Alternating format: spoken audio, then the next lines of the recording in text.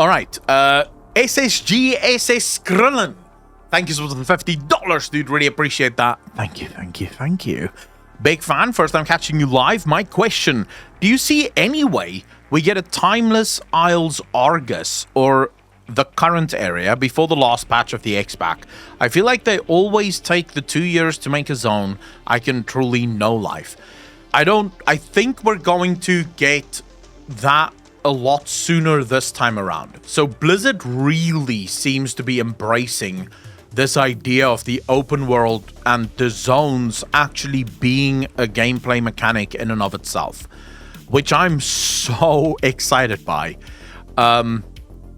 It's strange that it's taken Blizzard so long to realize that open zones with a lot of activities for people to partake in tend to be people's favorite zones, and it tends to be sort of things that people look back on fondly, like, for example, the Timeless Isles, and the Argus Zone. Now, the Argus Zone, I would say, I think you're doing the Timeless Isles a disservice by mentioning Argus in the same sort of vein, because I don't, as far as endgame zones go, I think Timeless Isle is right up there as one of the best ever designed by Blizzard Entertainment in World of Warcraft. But I would ultimately say Zereth Mortis. A lot of people have spoken very fondly of Zereth Mortis, and the fact that Blizzard now has a team of people working on the open world suggests to me that Blizzard have looked at how successful Zereth Mortis is and how much people enjoy Zereth Mortis as an optional place, right? There's no real power in Zereth Mortis. It is entirely optional. And then you see people actually going there and being excited to be there, because why wouldn't you be? It's exciting to be out in the open world. So now with dragon riding, and we know that the new zones were designed specifically with dragon riding in mind, and we also know that these new zones are the largest zones Blizzard have ever created. If they put enough content within those zones, jumping puzzles, for those of you that don't know how those work, spend some time in Final Fantasy XIV, go to Kugani Tower and go do the jumping puzzle there. How many hours did we spend on live stream finishing Kugani Tower? I think it was a good 4, maybe 5 hours almost that I spent trying to get up on Kugani Tower. And then there's actually more that you have to, you have to jump off and jump on the exact right spot to collect something. And if you miss it, you have to go back up. And so jumping puzzles can be hours upon hours upon hours upon hours worth of fun if you provide those for people. And not everyone's going to do it, but some people will. So I love the idea of every zone being treated as a Timeless Isle, rather than having this one truly phenomenal zone at the end of an expansion that isn't going to be real. Because I'd rather have fundamentally amazing zones from start to finish that I can literally enjoy for the whole of the expansion than just one zone at the end that I get to enjoy for about 6 months, right? So I do think Blizzard is taking zone design this time around a lot more serious, and I am all for it. I'm 100% invested in that. This is also the first expansion, I believe, in a while that doesn't have a quote-unquote endgame zone. Am I wrong? For BFA, the endgame zones were the other player zones.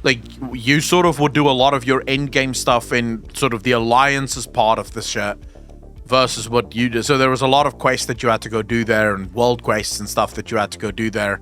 That was sort of two groups had their own sort of thing. Legion had its endgame zones. WoD had Tanan Jungle, which came sort of late, but still did have an endgame. Eventually had an endgame zone, but it didn't launch with one. Did it launch with one? Ashran was sort of meant to be the endgame zone there. I'm trying to think now. Shadowlands obviously had the Maw, which didn't work. Then it had Korthia, which didn't work.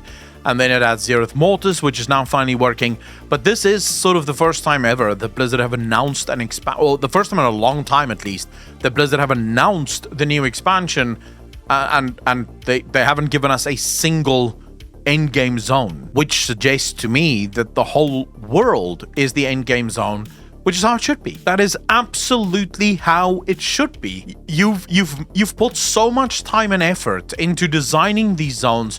Why would you immediately nullify them after the leveling process? Fucking spend some time there, make more content there, keep adding content there, and then if you have to, sure, add another zone, but make enough content for the first zones that you only need a new zone in the 0.2 patch of the expansion rather than in the 0.1 and then in the 0.2.